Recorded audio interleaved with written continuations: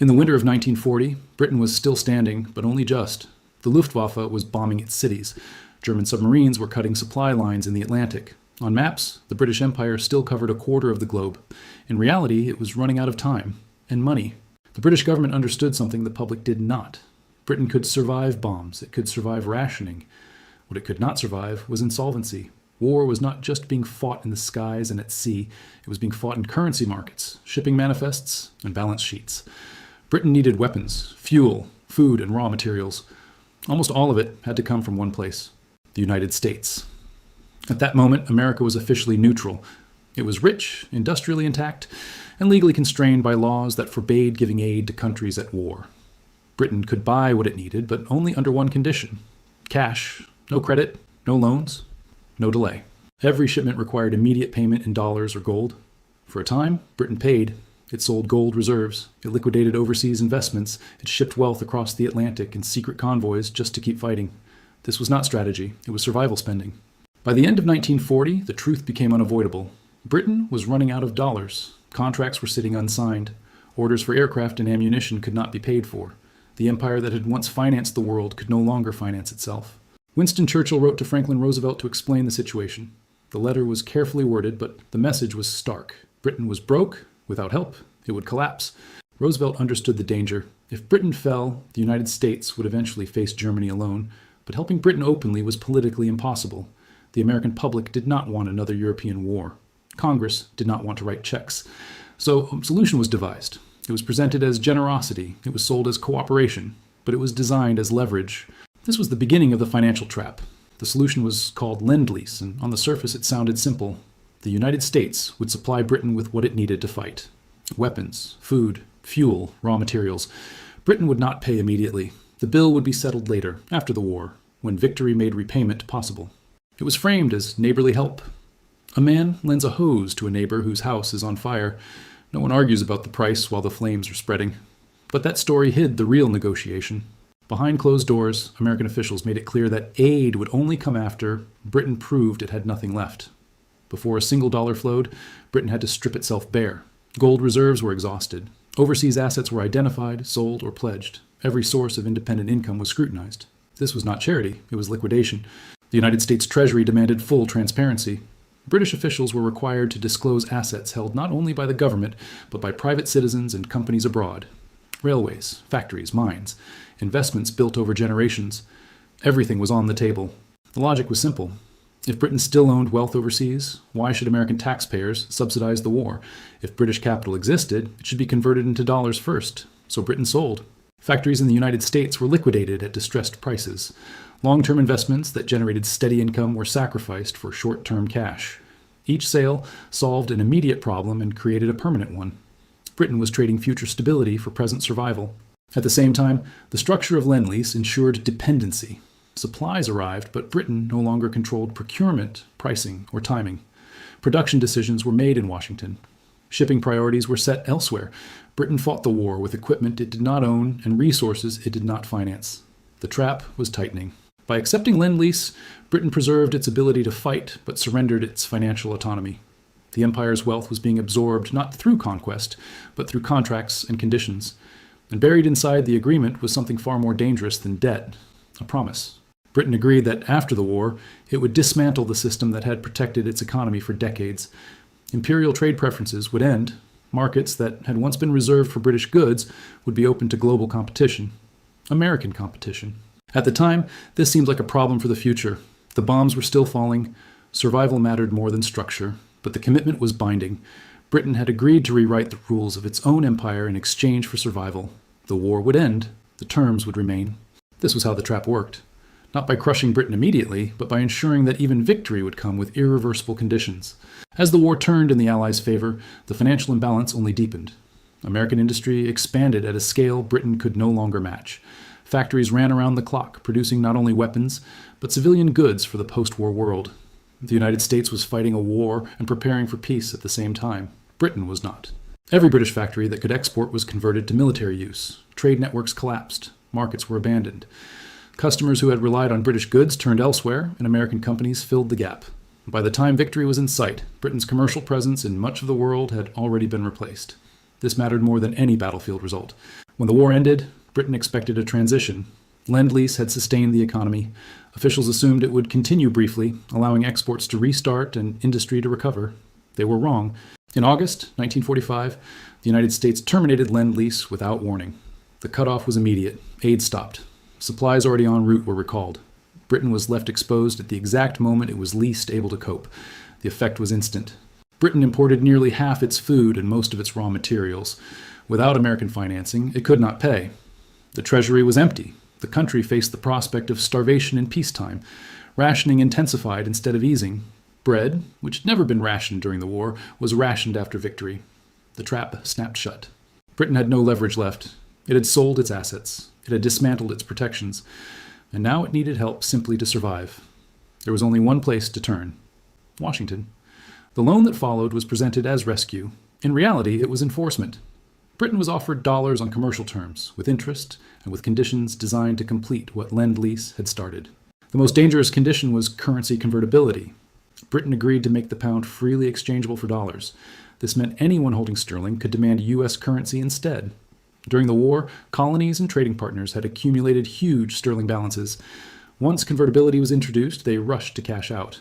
The result was catastrophic. In weeks, Britain's reserves began to vanish. The dollars borrowed to stabilize the economy flowed straight back out. Confidence collapsed. Markets saw weakness and pressed harder. Britain was forced to suspend convertibility almost immediately, humiliated and exposed. This was not a policy mistake. It was the final stage of the trap. Britain had been allowed to survive the war, but not to recover from it. The system ensured that victory delivered dependency, not renewal. The empire was still standing, but the finances that sustained it were gone. With its reserves drained and its currency weakened, Britain began shedding responsibilities it could no longer afford. The empire that had once been a source of strength was now a drain on a shattered balance sheet. Every garrison, every administrator, every subsidy overseas represented money Britain did not have. The most important collapse came in India. During the war, Britain had financed much of its effort by forcing colonies to accept payment in sterling. India accumulated enormous balances that Britain could not redeem in dollars. When India demanded the right to use its money freely, Britain faced a stark choice: honor the obligation and bankrupt itself, or relinquish control. Britain chose independence. This was not primarily a moral decision. It was an accounting decision. Keeping India meant financial ruin. Letting it go meant survival. Once that precedent was set, the logic spread rapidly across the empire. Territories that could not pay for their own administration became liabilities overnight. At the same time, Britain's global role was shrinking fast. Military commitments were abandoned not because threats disappeared, but because funding did. Bases closed, troops withdrew. The empire contracted along the same lines as the budget. The final demonstration came in 1956. When Britain attempted to reassert control over the Suez Canal, it was testing whether power still existed behind the symbols. Militarily, Britain could act. Financially, it could not. The United States opposed the operation and applied pressure where Britain was weakest: its currency. Without American support, the pound came under immediate attack. Britain lacked the reserves to defend it. Within days, the government faced a full-scale financial crisis. Imports would stop. Food supplies would be threatened. The economy would seize. Britain withdrew. Suez was the moment the world understood what the numbers had already proven. Britain could no longer act independently. Power had shifted permanently. The empire was no longer a system Britain controlled. It was a cost Britain could not sustain. The trap had worked exactly as intended. Britain survived the war, but emerged bound by financial conditions that dictated its choices for decades. Every major decision was now constrained by access to dollars, markets, and credit controlled elsewhere. The empire did not fall in battle. It was priced out of existence. By the end of the 1950s, there was nothing left to argue about. The British Empire still appeared on maps, but it no longer functioned as a system of power. What remained were fragments, managed carefully, withdrawn quietly, and surrendered when the numbers no longer worked. The financial trap had done its job. Britain had entered the war as a declining creditor and emerged as a permanent debtor. Every path forward led through Washington. Dollars determined policy. Credit determined freedom of action. The empire that once dictated global trade now had to ask permission to import food. This was the final inversion. Britain had not lost a war. It had won one. But victory required liquidation. Assets were sold. Markets were surrendered. Protections were dismantled. And once those foundations were gone, there was no way to rebuild imperial power, no matter how strong the will or how proud the history. The most revealing part is what did not happen. There was no dramatic collapse, no revolution, no single day when the empire ended. Instead, there was a long sequence of rational decisions made under financial pressure. Each choice made sense in isolation. Together, they closed every possible exit. That is how financial traps work. They do not rely on force, they rely on dependency. Britain survived because it accepted the terms. It preserved stability at the cost of autonomy. It avoided starvation by surrendering options. It traded empire for solvency. The United States did not conquer the British Empire with armies. It absorbed it through leverage, liquidity, and contracts enforced by circumstance. The empire passed not in flames, but in balance sheets. This is the hidden story of the 20th century's great power shift. The British Empire did not fall because it was weak. It fell because it could no longer pay for its strength. And once an empire loses the ability to finance itself, history has only one outcome. It ends. The lesson of Britain's collapse is uncomfortable because it offers no dramatic villain and no clean moment of betrayal. There was no invasion force that ended the empire. There was no single document that signed its death warrant. What destroyed it was something far more ordinary: loss of financial control. Once Britain accepted a system in which survival depended on external financing, every future decision became conditional. Policy was no longer shaped by strategy or ambition, but by access to credit. Power narrowed quietly, year by year, as options disappeared. This is what makes the outcome feel inevitable in hindsight. Britain did not misunderstand the danger. Many of its leaders saw it clearly. They understood that selling assets, dismantling trade protections, and opening the currency would weaken the empire permanently. But each decision was made under immediate pressure. Feed the population, pay for imports, avoid collapse. The future was always sacrificed to survive the present. That is the essence of a financial trap. Once inside it, escape becomes impossible without accepting short-term catastrophe. Britain chose continuity instead. It chose stability over independence. And in doing so, it allowed the structure of empire to dissolve without resistance. By the time the final debts were paid decades later, the transformation was complete. Britain remained a nation of influence, culture, and history, but it was no longer a system-setting power.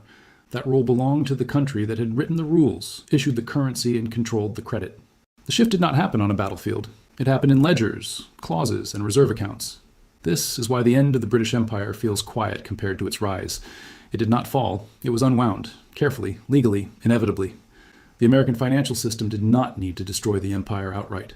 It only needed to ensure that survival came with conditions Britain could never reverse. And once those conditions were accepted, the outcome was locked in. Empires do not end when they lose wars. They end when they lose flexibility. Britain survived World War II, but it surrendered the one thing an empire cannot live without: the ability to pay for its power. That was the trap.